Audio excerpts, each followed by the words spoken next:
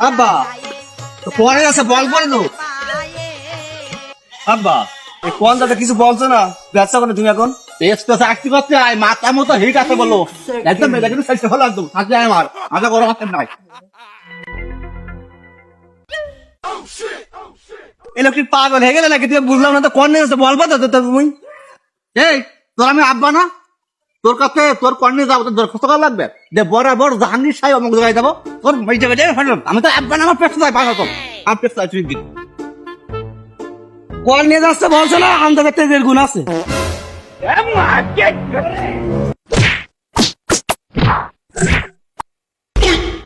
তুমি চলো আমি কাজ করতে যাচ্ছি চলো চলো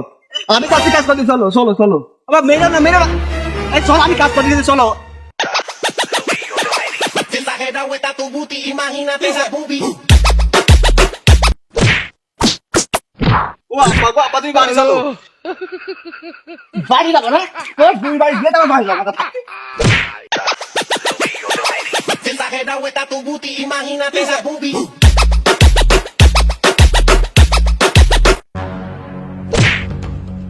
ফুগা তাপ কাট এই কবর দেখো গাং আমি রাখবো না এই গাং লিখে আমার কোনো লাভ নেই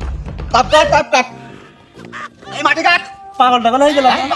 মাটি কাট তুই আমি পাগল হবি পাগল টাগল হয়ে গেলে তুমি আমি পারবো না সব কাটতে পারবি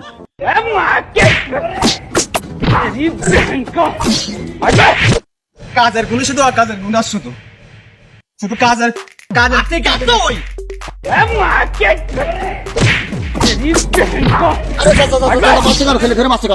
তুমি কি পাগল হয়ে গেছো পাগল হয়ে গেছি তুমি হাত ছাড় আচ্ছা তুমি কতদিন ভাই এই মাটি কেটে আছে গাঙে ফেলাছে কেন ওই লোকটা চাচা ছেলে ধরে বাঁচছো এতে গাং ভরাট করছো কাহিনীটা কি আমার সাথে খুলে বলো দিন চাচা আরে খুকায় গাং রেখে আমার লাভ এই গাং তো আমি বুঝাই দেবো একটুখানি পানি হলে উঠোনে পানি চলে আসে আমার বাড়ি ডুবে যায় বিছানি কাটা ডুবে যায় তো কাছে ডুবে যাচ্ছে দিয়ে গাং আমার একে লাভ কি দেয় এ কবর তো করলে আমার লাভ কি এটা কোনো উপকার নেই আমার উপকার আছে তুই বল বাদ নষ্ট এর দুয়ার ভাড়া নেই আর একে আমার লাভ কি সেই কথা আমার কত বুঝো আমার একটু চাচা গাং তো ঠিক আছে এই যে ড্রেন দিয়ে যে পানিটা আসবে সেই পানি আসা লাইনটাই তো ঠিক নেই ঠিক আছে যেরকম আমাদের বাজারে ওই যে ড্রেন গুলো চিপসের প্যাকেট এই প্যাকেট ও প্যাকেট আবর্জনা দিয়ে ভরাট করা রয়েছে পানিটা আসবে কি করে পানি এসে তারপরে তো কবতা কোন নদীতে নামবে আরে বাবু এই নদী তো জোয়ার ভাটা নেই এই নদীর তো জোয়ার ভাটা নেই ছোটবেলায় জোয়ার ভাটা আসতো বিকেলবেলা দেখতাম কত খেলা করতো জোয়ার ভাটায় একবার কি হইলো ছোটবেলায় এই নদীর জোয়ার ভাটায় আমার জুতো পড়ে গেল সেই জুতো আমি বিকেলবেলা পরের দিন পাই এই জোয়ার ভাটা তাহলে বাবু কি জোয়ার ভাটা ছিল একবার চিন্তা করো হ্যাঁ জোয়ার ভাটা ছিল এই নদীটা যে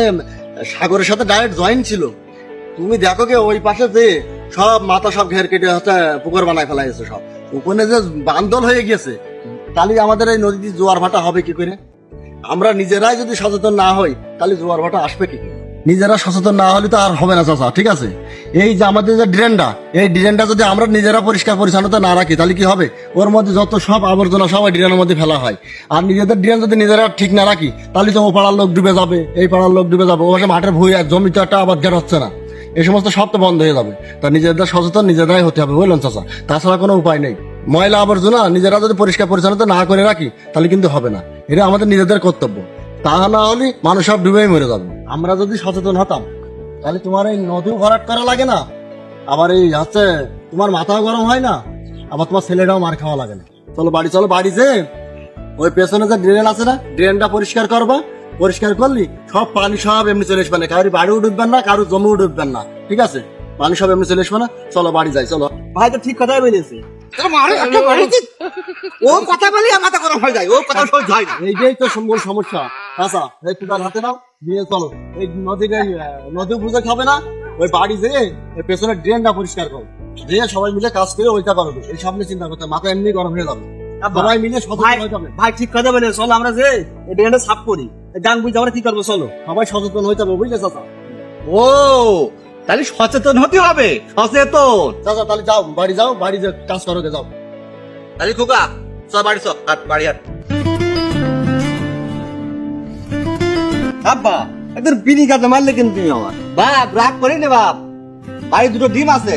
একটা আমি খাবো একটা তোর দেবো ওই ছোট সুমন্দির আমি দেবো না